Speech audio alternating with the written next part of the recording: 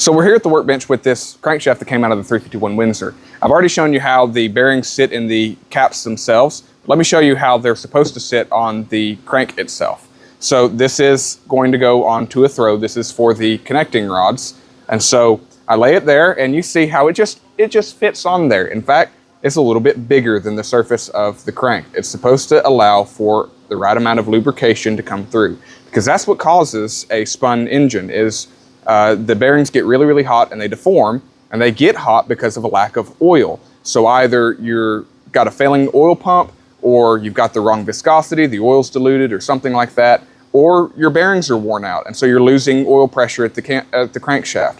So that's what that's supposed to look like. I'll show you what it's not supposed to look like, and that's this, where the bearing does not want to sit down on the crank at all, and it's actually clamped on. So that's how the bearing was whenever I pulled this, this particular rod cap off. And I don't know how this engine didn't spin, because what will happen is this will deform and heat up so much to the point that it welds itself literally to the crankshaft and locks up the engine, and you're going to have to replace the whole engine at that point. So that's a catastrophic failure that almost happened to this engine, and I have no idea how it didn't.